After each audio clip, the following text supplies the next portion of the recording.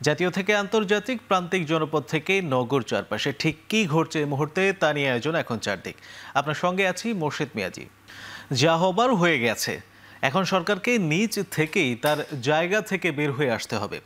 কেউ বের করে নিয়ে আসবে না বলে মন্তব্য করেছেন বিএনপির মহাসচিব মির্জা ফখরুল ইসলাম আলমগীর। বিকেলে রাজধানীর ইঞ্জিনিয়ার্স ইনস্টিটিউশনে গণসংহতি আন্দোলনের ৫ম জাতীয় সম্মেলনে এই মন্তব্য করেন তিনি। বলেন, অন্তর্বর্তী সরকার ও জাতীয় ঐকমত্য কমিশন যে সংকট তৈরি করেছে তা দ্রুতই কেটে যাবে। তরুণদের ও ফ্যাসিবাদ বিরোধী সবাইকে ঐক্যবদ্ধভাবে সকল চক্রান্ত প্রতিহত করার আহ্বান জানান তিনি। এ সময় গণতন্ত্রে উত্তরণের জন্য চলমান সমস্যা সমাধান করে নির্বাচনের পথে এগিয়ে যাবার আশাবাদ ব্যক্ত করেন।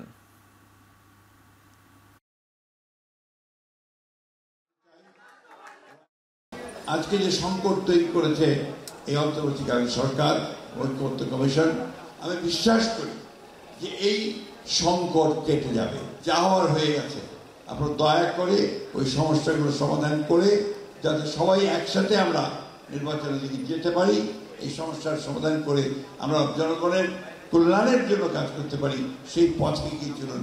আমরা যেমন অতীতে আপনাদের সঙ্গে ছিলাম, সামনেও আপনাদের সঙ্গে থাকবো, কিন্তু অবশ্যই আপনাদেরকে নিজে এই যে জায়গা তৈরি করেছেন তার থেকে বেরিয়ে আসতে হবে। আপনাদেরকেই অন্য কেউ সেটা করে দেবে না। এর আগে শুক্রবার বিকেলে রাজধানীতে এক অনুষ্ঠানে বিএনপি মহাসচিব মির্জা ফখরুল ইসলাম আলমগীর অভিযোগ করেন, অন্তর্বর্তী সরকার রাজনৈতিক দলগুলোর মধ্যে চলমান সংকট তৈরি করেছে। নির্বাচন বানচালের জন্য একটি মহল উঠে পড়ে লেগেছে বলে মন্তব্য করেন তিনি।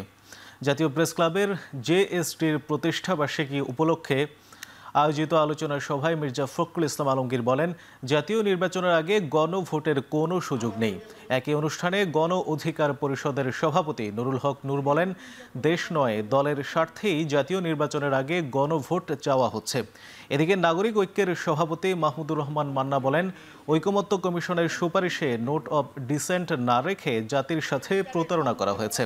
আবারও ফ্যাসিবাদ ফিরলে জামাতেরই সবচেয়ে বেশি ক্ষতি হবে বলে মন্তব্য করেন তিনি। শুধু রাজনৈতিক ফায়দা লাভের জন্য, মানুষকে বিভ্রান্ত করার জন্য, নিজেদের ধান্দাবাজির জন্য বলছে যে গণভোট জাতীয় নির্বাচনের আগে। ধান্দাবাজিটা কি? ওই পর্দার আড়ালের আলোচনা আমরা জানি। অনেকে বিরোধী দল হতে দেন দরবার চালাচ্ছে যে আমাদেরকে স্বীকৃতি দেবেন, তাহলে আমরা আছি। অদ্ভুত বিষয়, কমিশন এখন আমাদের সামনে প্রস্তাব হাজির করবার সময় সেই সমস্ত নোট অফ ডিসেন্ট বা ভিন্ন বাদ দিয়ে দিয়েছেন। এটা একটা 410 ডিগ্রি হলো না? এই প্রথম ডক্টর ইউনূস এবং তার সরকার শুনলেন যে তারা জাতির সঙ্গে এবং বিএনপির সঙ্গে বিশেষ করে প্রতারণা করেছে। আজকে যে সংকট তৈরি হয়েছে, এই সংকট সত্যিকার অর্থে তৈরি করেছে বর্তমান অন্তর্বর্তীকালীন সরকার। নির্বাচনকে আজকে আপনার বানচাল করার জন্য, সেই নির্বাচনকে বিলম্বিত করবার জন্য একটা মহল উঠে পড়ে গিয়েছে। বিভিন্নভাবে বিভিন্ন কথাবার্তা বলে জনগণকে বিভ্রান্ত করার চেষ্টা করছে। কিন্তু আমরা খুব পরিষ্কার করে বলতে চাই, গণভোট নির্বাচনের আগে করার কোনো সুযোগ এখন আর নাই। বিদেশে যাত্রা আটকে দেয়া কি কোনো অনাকাঙ্ক্ষিত ভুল নাকি ষড়যন্ত্রের আভাস, সেটি বের করার আহ্বান জানিয়েছেন বিএনপি নেতা ডক্টর এহসানুল হক মিলন। শুক্রবার প্রেস ক্লাবে জরুরি সংবাদ সম্মেলনে তিনি বলেন, বিদেশে যাত্রা আটকে দিলেও উপযুক্ত কারণ জানাতে পারেনি বিমানবন্দর কর্তৃপক্ষ। বলেন, এমন ঘটনা অতীতের ন্যাক্কারজনক স্মৃতিগুলোকে মনে করিয়ে দিয়েছে। অন্তর্বর্তী সরকারকে এই ঘটনার সদুত্তর দেওয়ার আহ্বান জানান সাবেক এই শিক্ষা প্রতিমন্ত্রী। বৃহস্পতিবার এহসানুল হক মিলনকে ভ্রমণ নিষেধাজ্ঞার কারণ দেখিয়ে হযরত শাহজালাল আন্তর্জাতিক বিমানবন্দর থেকে ফেরত পাঠিয়েছে ইমিগ্রেশন কর্তৃপক্ষ। আমি সরকারের কাছে জানতে চাই, কেন আমাকে বিদেশ যেতে দেওয়া হলো না? এই সরকারের কোনো সংস্থা বা বিভাগ কোনো ভুল তথ্য বা ষড়যন্ত্রে বিভ্রান্ত হবেন না, এবং আমি সহ দেশের সকল নাগরিকের সাংবিধানিক ও নাগরিক মানবিক অধিকার রক্ষার যথাযথ ব্যবস্থা গ্রহণ করবেন। নভেম্বরের মধ্যে গণভোট ও ফেব্রুয়ারিতে নির্বাচনের আগে জুলাই সনদ বাস্তবায়ন করতে হবে বলে জানিয়েছেন জামায়াত ইসলামীর সেক্রেটারি জেনারেল মিয়া গোলাম পরোয়ার। বেলা 12টার দিকে খুলনার ডুমুরিয়া উপজেলার সনাতন শাখার উদ্যোগে হিন্দু সম্প্রদায়ের সাথে জামায়াত ইসলামীর সম্প্রীতি সম্মেলনে একথা বলেন তিনি। এ সময় তিনি আরও বলেন, গেল 54 বছর ধরে সনাতন ধর্মাবলম্বীদের ব্যবহার করে ক্ষমতায় গেছে বিভিন্ন দল, অথচ তাদের ভাগ্যের উন্নতি হয়নি। আমরা বলেছি জাতীয় নির্বাচনের আগে এই সংস্কার প্রস্তাবগুলো গণভোটে দিতে হবে এবং সেটা জাতীয় নির্বাচনের আগে নভেম্বরেই গণভোট দিতে হবে। আমরা ফেব্রুয়ারিতে নির্বাচন চাই, প্রোভাইডেড জুলাই সদন বাস্তবায়ন আদেশ জারি করুন, নভেম্বরে গণভোট দিন এবং আগামী সংসদে এটা আইনি ভিত্তি যখন পেয়ে যাবে, সব সংস্কার তখন কাজে লাগবে, তখনই আমাদের নতুন বাংলাদেশের স্বপ্ন পূরণ হবে। সংস্কার প্রস্তাব না মানলে বিএনপি দায়িত্বহীনতার পরিচয় দেবে বলে মন্তব্য করেছেন জামায়াত ইসলামীর নায়েবে আমির আব্দুল্লাহ মোহাম্মদ তাহের, যা নতুন করে রাজনৈতিক সংকট তৈরির অপপ্রয়াস বলেও জানান তিনি। বেলা 12টার দিকে কুমিল্লার 14 গ্রামের নির্বাচন কেন্দ্র পরিচালক সমাবেশ শেষে সাংবাদিকদের কথা বলেন তিনি। এখন বিএনপি যদি সংস্কার না মানে, সংস্কার না চায়, এখন এই কথাটি বলা আমি মনে করি তাদের দায়িত্বহীনতার পরিচয়, নতুন করে দেশে একটি রাজনৈতিক সংকট তৈরি করার অপপ্রয়াস, এবং ফেব্রুয়ারিতে যে নির্বাচনটি এসে গেছে এই নির্বাচন সম্পর্কে মানুষের ভিতরে সংশয় তৈরি করার একটি অপকৌশল। যারা গণভোটে বিশ্বাস করে না তারা আসলে গণতন্ত্রেও বিশ্বাস করে না বলে মন্তব্য করেছেন জামায়াত ইসলামীর নায়েবে আমির অধ্যাপক মুজিবুর রহমান। আরও বলেন, গণভোট ও জাতীয় সংসদ নির্বাচন একসাথে হওয়া অবাস্তব একটি ধারণা। রাজধানীর পল্লবীতে ঢাকা 16 আসনে আয়োজিত এক শ্রমিক সমাবেশে কথা বলেন অধ্যাপক মুজিবুর রহমান। বলেন, জাতীয় নির্বাচনের আগে লেভেল প্লেয়িং ফিল্ড নিশ্চিত করতে হবে এবং গণভোটের আয়োজন করতে হবে। তিনি অভিযোগ করে বলেন, যারা আওয়ামী লীগকে ফ্যাসিবাদ প্রতিষ্ঠায় সহায়তা করেছে তাদেরও আজ সেই পরিণতি ভোগ করতে হবে। তিনি জানান, জামায়াত ক্ষমতায় এলে ঘুষ ও দুর্নীতি বন্ধ করে ন্যায় ও ইনসাফ ভিত্তিক রাষ্ট্র গঠন করা হবে। এ সময় তিনি অভিযোগ করেন, গত 54 বছর ক্ষমতায় থাকা দলগুলো ইসলামী একটি আইনও বাস্তবায়নের চেষ্টা করেনি। সমাবেশে হুঁশিয়ারি উচ্চারণ করে তিনি বলেন, ভোট কারচুপিতে জড়িত প্রশাসনের কর্মকর্তাদের অবিলম্বে বহিষ্কার করতে হবে। বাংলাদেশে পিআর পদ্ধতির নির্বাচন হতে হবে এবং আগেই সেটা গণভোটের মাধ্যমে পাশ করতে হবে, কথা দিতে হবে। আচ্ছা বলেন তো, গণভোট মানে জনগণের ভোট। যারা জনগণের ভোটে বিশ্বাস করে না তারা কি সত্যিকার গণতন্ত্রে বিশ্বাস করে? যদি তারা বিশ্বাস করে অবশ্যই গণভোটকে সম্মান করবে। আওয়ামী লীগের সঙ্গে এনসিপির সমঝোতার প্রশ্ন অবান্তর বলে মন্তব্য করেছেন দলের দক্ষিণাঞ্চলের মুখ্য সংগঠক হাসাদ আব্দুল্লাহ। দুপুরে পিরোজপুর উপজেলা পরিষদ মিলনায়তনে এনসিপির জেলা সমন্বয় সভায় এই কথা বলেন তিনি। এ সময় তিনি বলেন, বিএনপি ও জামায়াতের সঙ্গে দূরত্বের বিষয়টি ঠিক নয়। বাংলাদেশের রাজনীতি পুনর্গঠন সেই দিন থেকেই শুরু হয়েছে যেদিন আওয়ামী লীগ বিহীন বাংলাদেশ শুরু হয়েছে। তো এই ক্ষেত্রে আওয়ামী লীগের আবার পুনর্বাসন, আওয়ামী লীগের আবার হচ্ছে আপনার কোনোভাবে এই সমঝোতা, এই প্রশ্নগুলোই অবাঞ্ছিত, বিশেষ করে এনসিপির কাছে। বিএনপি এবং জামাতের সাথে যে দূরত্ব তৈরি হয়েছে যেটি বলছেন সেটি সত্য নয়। কোনো শক্তি ফেব্রুয়ারির নির্বাচন পেছাতে পারবে না বলে জানিয়েছেন প্রধান উপদেষ্টার প্রেস সচিব শফিকুল আলম। গণভোট ইস্যুতে যে সিদ্ধান্তই নেওয়া হোক না কেন, জাতীয় নির্বাচন 15 ফেব্রুয়ারির আগেই হবে বলে জানান তিনি। দুপুরে নোয়াখালী বিজ্ঞান ও প্রযুক্তি বিশ্ববিদ্যালয়ে এক অনুষ্ঠানের গণমাধ্যমে একথা বলেন প্রেস সচিব। এ সময় তিনি বলেন, বিভিন্ন রাজনৈতিক দল নিজ নিজ মতের কথা বলছেন, তবে যে সিদ্ধান্ত সবচেয়ে ভালো সেটাই করবেন প্রধান উপদেষ্টা। এছাড়াও বলেন, আগামী 13 নভেম্বর ট্রাইব্যুনাল শেখ হাসিনার মানবতা বিরোধী অপরাধ মামলার রায় ঘোষণার তারিখ জানাবেন।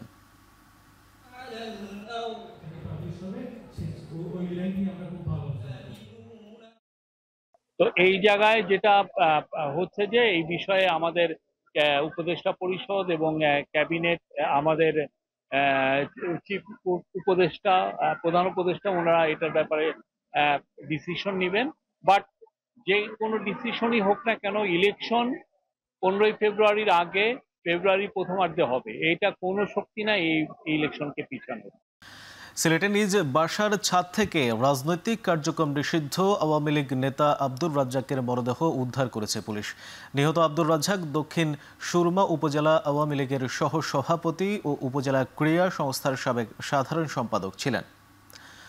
পুলিশ ও স্থানীয়রা জানান, ফজরের নামাজ শেষে প্রতিদিনের মতো বাসার ছাদে হাঁটতে উঠেছিলেন আব্দুর রাজ্জাক। সকাল 9টার দিকে পরিবারের সদস্যরা তাকে না পেয়ে খোঁজাখুঁজি শুরু করেন। পরে ছাদে গিয়ে রাজ্জাকের মরদেহ পড়ে থাকতে দেখেন স্বজনরা। খবর পেয়ে পুলিশ ঘটনাস্থলে গিয়ে মরদেহ উদ্ধার করে ময়না তদন্তের জন্য হাসপাতালে পাঠায়। সকাল 6:30 থেকে 9টার মধ্যে হত্যাকাণ্ড হয়েছে বলে প্রাথমিকভাবে ধারণা করেছে পুলিশ। নিহতের বুক ও পেট সহ শরীরের বিভিন্ন স্থানে গুরুতর আঘাতের চিহ্ন রয়েছে। হত্যার রহস্য উদ্ঘাটন ও অভিযুক্তদের শনাক্তে কাজ চলমান রয়েছে বলে জানিয়েছে সিলেট মহানগর পুলিশের মিডিয়া অফিসার সাইফুল ইসলাম।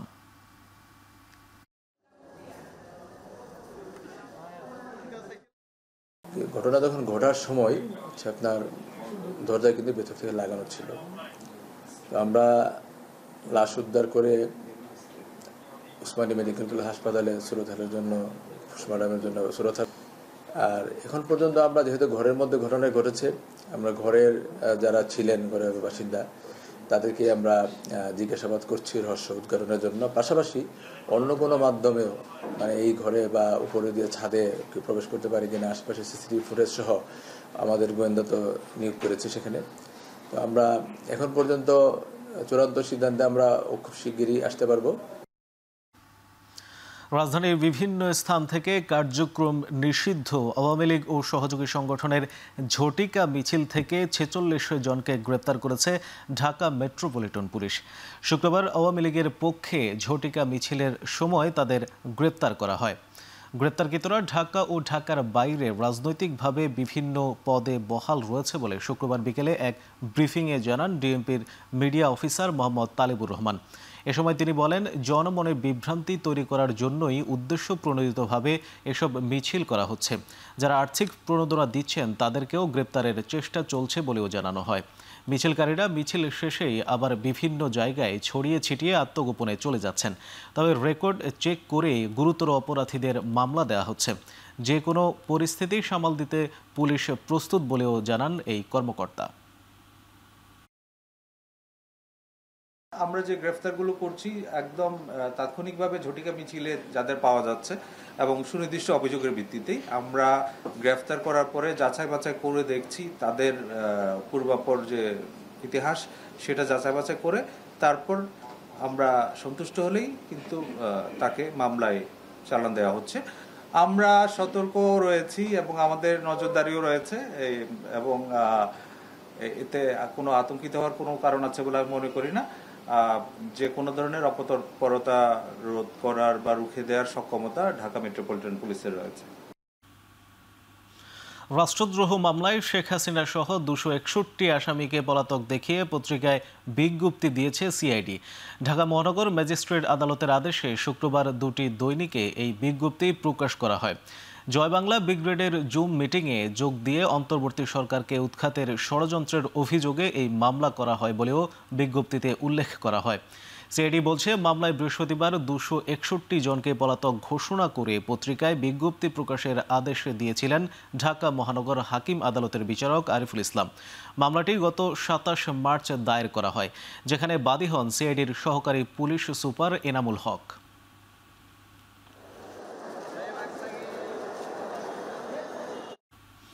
বান্দরবানে নাইক্ষুং ছড়ির তমব্রু সীমান্তে মাইন বিস্ফোরণে আহত বিজিবি সদস্য আক্তার হোসেন 20 দিন পর ঢাকার সিএমএইচ হাসপাতালে মারা গেছেন। এ তথ্য নিশ্চিত করেছে বিজিবির কক্সবাজার 34 ব্যাটালিয়নের অধিনায়ক lieutenant colonel SM Khairul Alam. তিনি বলেন, সীমান্তে মাইন বিস্ফোরণে আহত বিজিবি সদস্য আক্তার হোসেনকে গত 13 অক্টোবর ঢাকার সম্মিলিত সামরিক হাসপাতালে ভর্তি করা হয়। শুক্রবার সকালে হাসপাতালে চিকিৎসাধীন অবস্থায় মারা যান তিনি। নিহত আক্তারের মরদেহ সিএমএইচের মর্গে রাখা হয়েছে।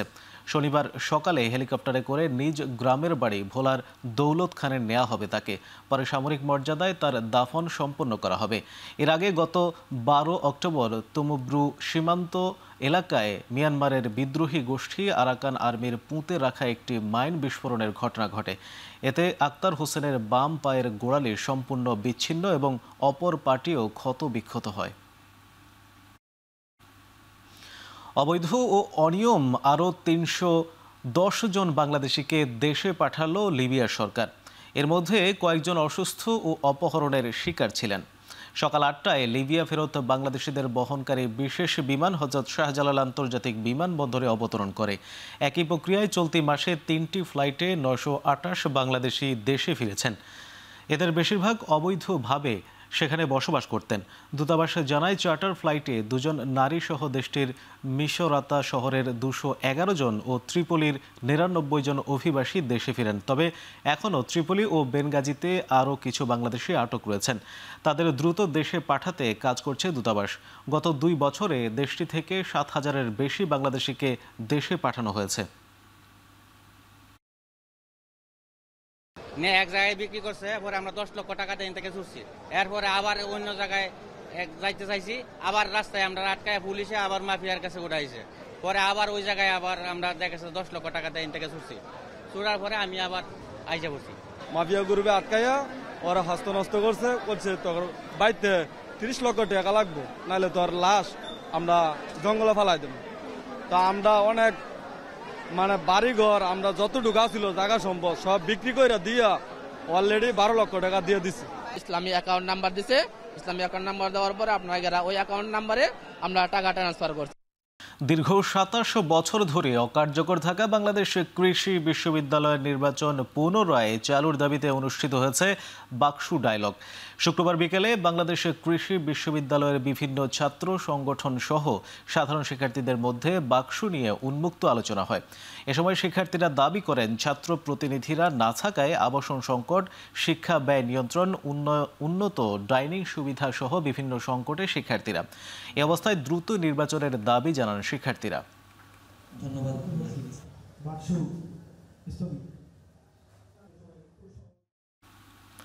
কাল থেকে পর্যটকদের জন্য সেন্ট মার্টিন ভ্রমণের সুযোগ থাকলেও যাত্রী সংকটে জাহাজ না চালানোর সিদ্ধান্ত নিয়েছেন মালিকরা। নভেম্বর থেকে জানুয়ারি পর্যন্ত 3 মাস নির্দিষ্ট শর্তে পর্যটকদের সেন্ট মার্টিনে যাওয়ার অনুমতি দিয়েছে সরকার। কিন্তু নভেম্বরে শুধু দিনের বেলা ঘুরে ফিরে আসার শর্ত থাকায় অনেক পর্যটকই ভ্রমণ পরিকল্পনা থেকে সরে যাচ্ছেন। পর্যটকদের দাবি, দিনে গিয়ে দিনে ফেরার নিয়মে এমন দূরত্ব পাড়ি দিয়ে ভ্রমণ করা সময় সাপেক্ষ ও ক্লান্তিকর। এ অবস্থায় প্রস্তুতি নিয়েও জাহাজ মালিকরা নভেম্বরে জাহাজ না চালানোর সিদ্ধান্ত নিয়েছেন। তাই কক্সবাজার শহরের যে স্থান থেকে সেন্ট মার্টিনগামী জাহাজ ছাড়ার কথা সেই নুনিয়ার ছড়া জেটি ঘাট প্রায় জনশূন্য। সরকারের প্রজ্ঞাপন অনুযায়ী ডিসেম্বর ও জানুয়ারি এই 2 মাস রাত্রি যাপনের অনুমতি থাকলেও ফেব্রুয়ারি থেকে আবারও 9 মাসের জন্য পর্যটক যাতায়াত বন্ধ থাকবে সেন্ট মার্টিনে। দ্বীপের পরিবেশ ও জীববৈচিত্র্য রক্ষায় দেওয়া হয়েছে 12টি কঠোর নির্দেশনা। এদিকে গাজীপুরের জয়দেবপুর জংশনে মোহনগঞ্জ এক্সপ্রেস ট্রেনের একটি বগি লাইনচ্যুত হয়েছে। শুক্রবার বেলা 2:30টার দিকে বগিটি লাইনচ্যুত হয়। এতে বন্ধ আছে একটি লাইনে ট্রেন চলাচল। স্থানীয়রা জানায়, ঢাকা থেকে ছেড়ে আসা মোহনগঞ্জ এক্সপ্রেস ট্রেনটি নেত্রকোনার মোহনগঞ্জ যাচ্ছিল। জয়দেবপুর জংশনের আগে ট্রেনটির শেষ দিকের একটি বগি হঠাৎ রেললাইন থেকে ছিটকে যায়। ঘটনার পরপরই ট্রেনটি থামিয়ে দেওয়া হয়। তবে এই ঘটনায় কোনো প্রাণহানি বা আহত হয়নি। খবর পেয়ে রেলওয়ের উদ্ধারকারী দল ঘটনাস্থলে পৌঁছে উদ্ধার ও মেরামত কাজ শুরু করেছে। ট্রেনটি উদ্ধারের আগ পর্যন্ত ময়মনসিংহের সাথে ঢাকার একটি লাইনে ট্রেন চলাচল বন্ধ থাকবে। তবে দ্রুত সময়ের মধ্যেই ট্রেনের বগিটি উদ্ধার করে সরিয়ে নেওয়ার চেষ্টা চলছে বলে জানায় রেল কর্তৃপক্ষ। চট্টগ্রামে বাংলাদেশ ওয়েস্ট ইন্ডিজ ম্যাচে দায়িত্ব পালনে যাওয়ার সময় বাস দুর্ঘটনায় আহত হয়েছেন অন্তত 25 পুলিশ সদস্য। দুপুর 2:30টার দিকে দামপাড়া পুলিশের লাইনে এই দুর্ঘটনা ঘটে। এদের মধ্যে 12 জনকে চট্টগ্রাম মেডিকেলে ভর্তি করা হয়েছে। বাকিদের পুলিশ লাইন্স হাসপাতালে চিকিৎসা দেওয়া হচ্ছে বলে জানা গেছে। পুলিশে জানায়, দুপুরে প্রায় 50 জন পুলিশ সদস্যকে নিয়ে বাসটি দামপাড়া থেকে রওনা হয়। তারা সবাই বাংলাদেশ ও ওয়েস্ট ইন্ডিজের মধ্যে তৃতীয় টি-20 ম্যাচে নিরাপত্তার দায়িত্বে ছিলেন। পুলিশ লাইনের ভেতরেই উঁচু রাস্তা থেকে নিচে নামার সময় হঠাৎ নিয়ন্ত্রণ হারায় বাসটি। পরে সড়কের পাশে দেয়ালে ধাক্কা লাগে, এতে নারী পুলিশ সহ অন্তত 25 জন আহত হন। পরে ফায়ার সার্ভিস ও পুলিশ দ্রুত ঘটনাস্থলে এসে আহতদের উদ্ধার করে হাসপাতালে নেন। দুর্ঘটনা কবলিত বাসটি বর্তমানে পুলিশ লাইন্সের ভেতরে রাখা হয়েছে। বাজারে দেখা মিলছে শীতকালীন আগাম সবজির। শিম, ফুলকপি, বাঁধাকপি, মূলা ও অন্যান্য সবজির আমদানি ভরপুর থাকলেও দাম নিয়ে উদ্বেগ ক্রেতাদের। মাছের বাজারেও অস্থিরতা। নিষেধাজ্ঞা শেষে ইলিশের দেখা মিললেও ধরার সক্ষমতা নেই ক্রেতাদের। আমদানি ও নিষেধাজ্ঞার অজুহাত বিক্রেতাদের। কারওয়ান বাজারে দেশের বিভিন্ন স্থান থেকে আসা সবজির আমদানির তুলনায় চাহিদা কম থাকলেও মিলছে না 60 টাকার নিচে। সপ্তাহের ব্যবধানে প্রতিটি সবজির দাম বেড়েছে 10 থেকে 20 টাকা পর্যন্ত। শীতের সবজি ফুলকপি ও বাঁধাকপি প্রতি পিস 60 থেকে 70 টাকা, পেঁপে 30 থেকে 40 টাকা, করলা ও শিম 60 টাকা, বেগুন ও পটল বিক্রি হচ্ছে কেজি 50 থেকে 60 টাকা, লাউ প্রতি পিস 60 টাকা, টমেটো ও গাজরের দাম এখনও শতকের ঘরে। কাঁচামরিচের দাম কিছুটা কমে বিক্রি হচ্ছে 80 থেকে 90 টাকায়। শীতকালীন যে সবজিগুলো আছে সেগুলোর দাম এখন অনেক বেশি। ফুলকপি এটা 20 টাকা বা 30 টাকা কেজি থাকার কথা, সেখানে আমরা কিনতে হচ্ছে 60 টাকা বা 70 টাকা করে। কাঁচা সবজির সব থেকে দামগুলো গেছে সপ্তাহে, এই সপ্তাহে 20 টাকা কমছে।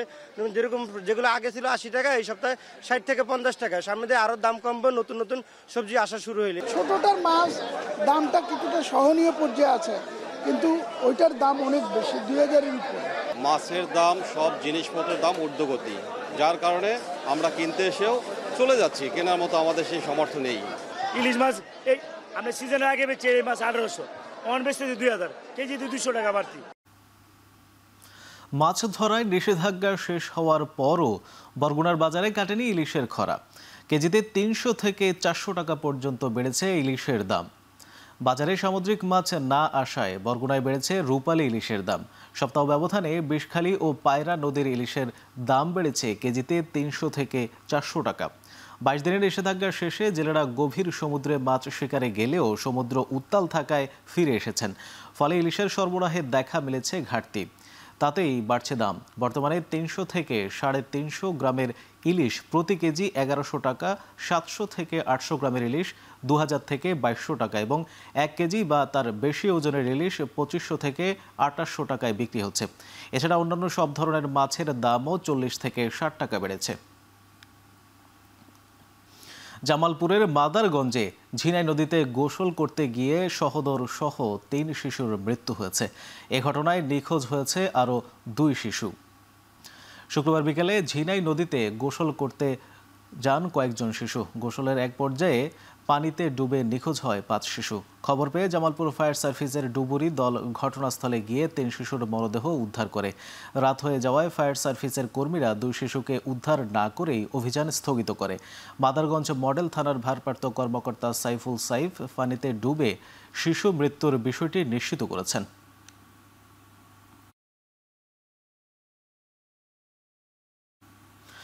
সাভারের আশুলিয়ায় AR মন্টুর নামে এক নাট্য অভিনেতার বাসভবনে অভিযান চালিয়ে বিদেশি পিস্তল, বিপুল পরিমাণ কার্তুজ সহ বিভিন্ন মাদক উদ্ধার করেছে যৌথ বাহিনী। এ ঘটনায় মন্টুর ছেলে সহ 4 জনকে আটক করা হয়েছে। প্রেস বিজ্ঞপ্তিতে জানানো হয়, স্থানীয়দের দেয়া খবরে বৃহস্পতিবার মধ্যরাতে আশুলিয়ার গাজীরচট মাটির মসজিদ এলাকায় এই অভিযান চালানো হয়। এ সময় একটি বিদেশি পিস্তল, 2টি ম্যাগাজিন, 33 রাউন্ড শটগান সহ বিপুল আগ্নেয়াস্ত্র ও মাদক জব্দ করা হয়।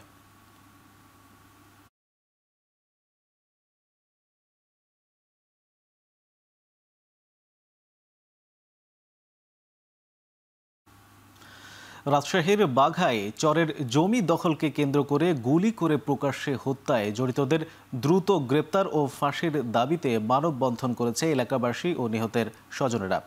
এ সময় হত্যাকাণ্ডে জড়িতদের দ্রুত গ্রেপ্তার ও ফাঁসির দাবি জানান তারা।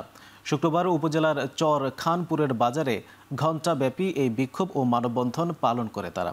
এতে একাত্মতা জানিয়ে স্থানীয় বিভিন্ন সামাজিক রাজনৈতিক সংগঠনের নেতারাও যোগ দেন। এ সময় বক্তারা জানান, দীর্ঘদিন থেকে কুষ্টিয়ার কাকন বাহিনীর লোকেরা ক্ষমতা ও অস্ত্রের জোরে চরের জমি নিয়ে রবি মমতাজ সহ খানপুর চাঁদপুর চরের লোকদের সাথে বিবাদে জড়াচ্ছে। সর্বশেষ গত ২৮ অক্টোবর চরে খড় কাটা ও জমি দখল নিয়ে সংঘর্ষে ৩ জনের মৃত্যু হয়। এদিকে এলাকাটি রাজশাহীর বাঘা, নাটোরের লালপুর এবং কুষ্টিয়ার ভেড়ামারা উপজেলার ত্রিমুখী সীমান্তে পদ্মার চর হওয়ায় আইন শৃঙ্খলা বাহিনী ও মামলা নিয়ে গড়িমসি করছে বলে অভিযোগ করেন এলাকাবাসী।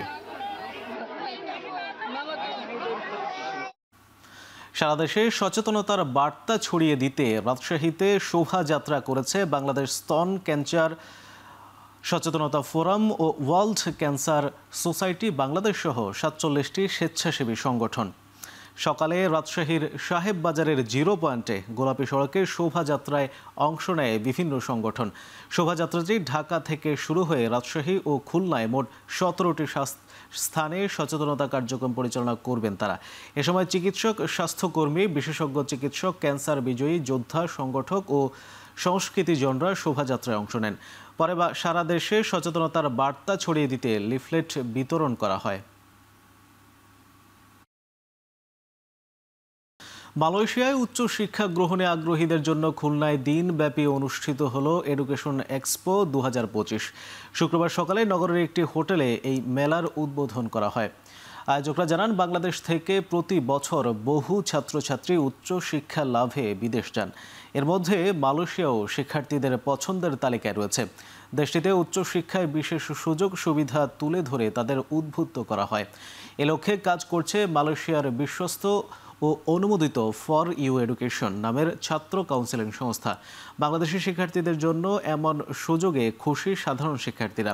১ নভেম্বর খুলনার পাইকগাছা উপজেলার কপিলমুনি মেহেরুন্নেসা বালিকা উচ্চ বিদ্যালয় বীর মুক্তিযোদ্ধা আব্দুস সালাম মোড়ল মিলনায়তনে এডুকেশন এক্সপো ২০২৫ সমাপনী অনুষ্ঠিত হবে।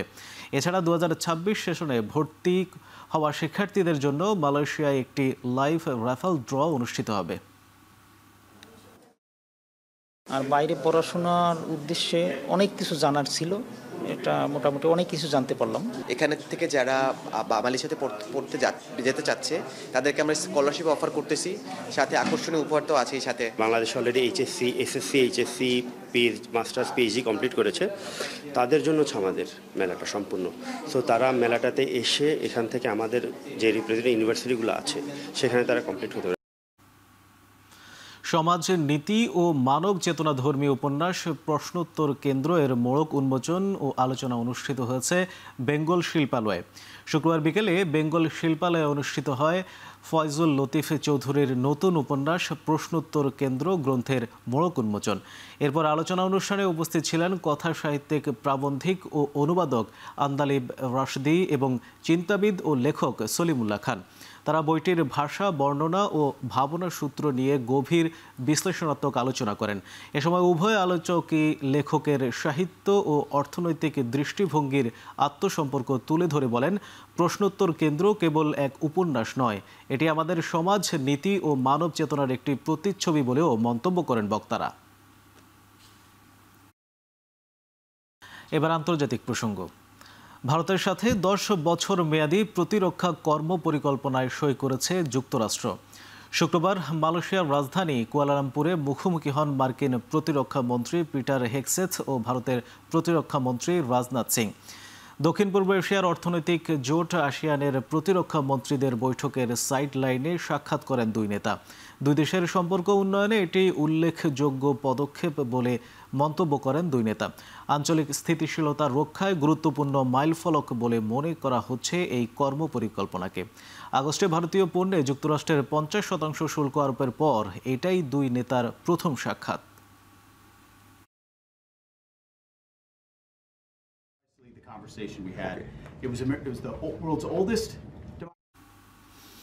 এক রাতে ইউক্রেনে ৬৫০র বেশি ড্রোন ও অর্ধশতাধিক ক্ষেপণাস্ত্র হামলা চালালো রাশিয়া। নিরবিচ্ছিন্ন হামলায় ইউক্রেনে প্রাণ গেছে কমপক্ষে ৭ জনের। বৃহস্পতিবার ইউক্রেনের জ্বালানি অবকাঠামো সহ বিভিন্ন স্থাপনা লক্ষ্য করে হামলা শুরু করে রুশ সেনাবাহিনী। শুধু উত্তর সীমান্তের সুমি অঞ্চলে 10টি ড্রোন হামলার কথা জানান আঞ্চলিক গভর্নর। হামলা অব্যাহত ছিল শুক্রবার ভোরেও। ইউক্রেনের দেশ জুড়ে বিদ্যুৎ সরবরাহ ব্যাপক বাধাগ্রস্ত হচ্ছে। যদিও রাশিয়ার ছোড়া বেশিরভাগ ড্রোন ও 2/3 ক্ষেপণাস্ত্র আকাশে ধ্বংসের দাবি করছে কিয়েভ। অন্যদিকে স্থল অভিযানে নতুন করে ইউক্রেনের জাপোরিঝিয়া ও খারকিভ অঞ্চলের 2টি এলাকায় নিয়ন্ত্রণ নিয়েছে রুশ বাহিনী।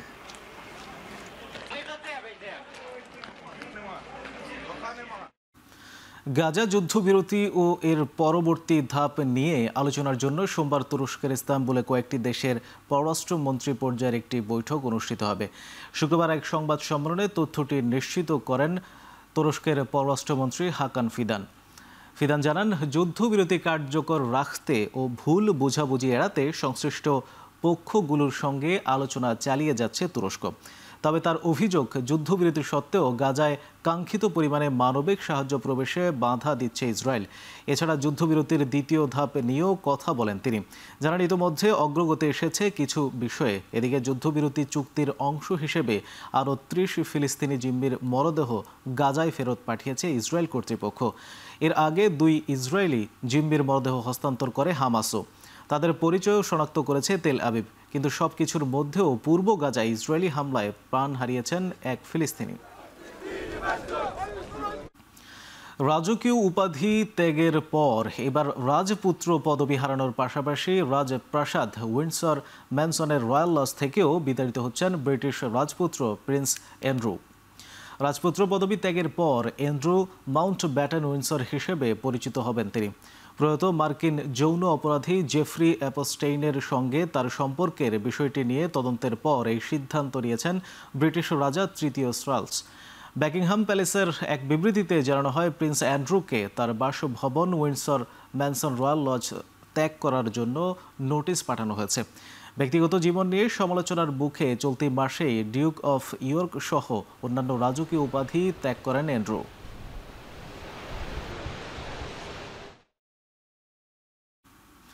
প্রবল বৃষ্টিতে সৃষ্ট আকস্মিক বন্যায় যুক্তরাষ্ট্রের নিউ ইয়র্ক শহরে 2 জনের মৃত্যু হয়েছে। পানির নিচে তলিয়ে গেছে শহরের রাস্তাঘাট, ঘরবাড়ি ও যানবাহন। বেশ কয়েকটি সড়কে জমেছে হাঁটু সমান পানি। গেল বৃহস্পতিবার শহর জুড়ে তীব্র বাতাসের সঙ্গে শুরু হয় প্রবল বৃষ্টি। নিউ ইয়র্ক জরুরি ব্যবস্থাপনা জানিয়েছে, সেন্ট্রাল পার্কে 1.5 ইঞ্চির বেশি এবং গালার্ডিয়া বিমানবন্দরে রেকর্ড প্রায় 2 ইঞ্চি পরিমাণ বৃষ্টিপাত হয়, যা কয়েক দশকের মধ্যে সর্বোচ্চ বৃষ্টির রেকর্ড। প্লাবিত এলাকায় বাসিন্দাদের সাবধানে চলাচলের নির্দেশ দিয়েছে স্থানীয় কর্তৃপক্ষ। শুক্রবার মধ্যরাত পর্যন্ত নিউ ইয়র্কের 5টি অঞ্চলে জারি করা হয়েছে উচ্চ বায়ুর সতর্কতা। জলাবদ্ধতার সঙ্গে বাতাস ও বৃষ্টিতে বিপর্যস্ত শহরের বাসিন্দারা।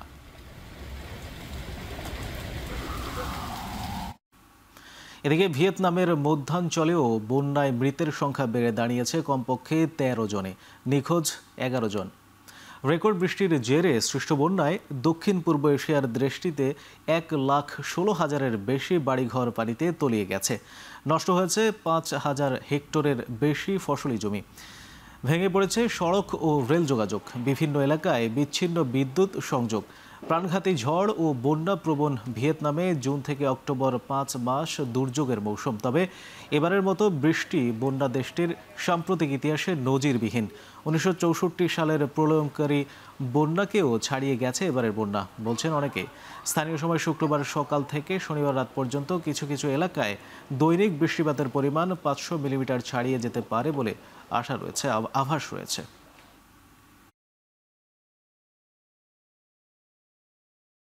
5 ম্যাচের টি-20 সিরিজের দ্বিতীয়টিতে 4 উইকেটে জয় পেয়েছে অস্ট্রেলিয়া। প্রথম ম্যাচ পরিত্যক্ত ছিল বৃষ্টিতে। মেলবোর্ন ক্রিকেট গ্রাউন্ডে শুক্রবার ভারতের 125 রান 40 বল হাতে রেখেই পেরিয়ে যায় স্বাগতিকরা। টস জিতে ভারতকে ব্যাটিংয়ে পাঠায় অস্ট্রেলিয়া। শুরুতেই দুর্দান্ত এক স্পেলে ভারতীয় ব্যাটারদের গুড়িয়ে দেন জশ হ্যাজেলউড। মাত্র 49 রানে 5 উইকেট হারিয়ে ধুঁকতে থাকে ভারত।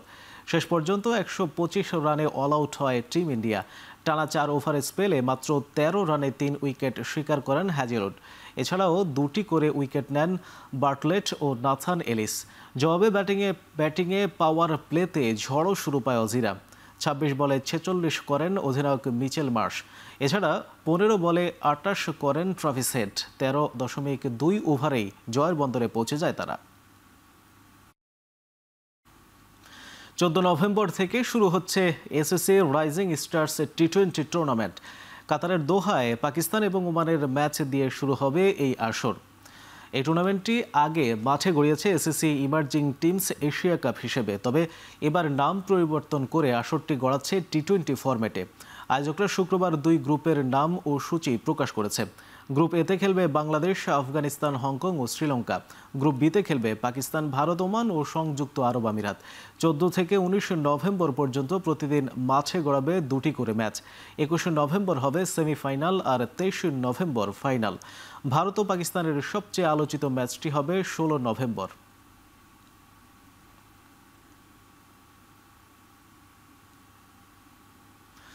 ডিসেম্বরে সাদা বলে 2 ফরম্যাটে সিরিজ খেলতে ভারত যাবে নিগার সুলতানা জ্যোতির দল। আইসিসির ফিউচার ট্যুরস প্রোগ্রাম অনুযায়ী ডিসেম্বরের মাঝামাঝি সময়ে ভারতে 3 ম্যাচের ওয়ানডে ও টি20 সিরিজ খেলতে যাচ্ছে বাংলাদেশ জাতীয় নারী ক্রিকেট দল।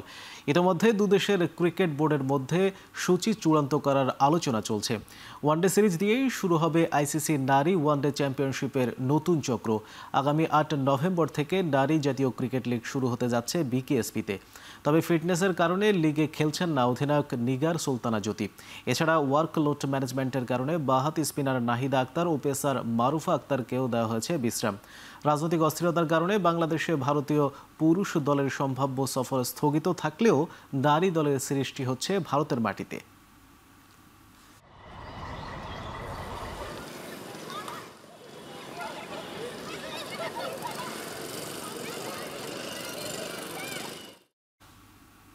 শেষ করছি এখন চারদিকে। এখন টেলিভিশন ওয়েবসাইটে দেখতে ভিজিট করুন www.ekhon.tv। এছাড়া ফেসবুকে দেখতে ভিজিট করুন facebook.com/tv.ekhon এবং ইউটিউবে দেখতে ভিজিট করুন youtube.com/c/ekhon tv।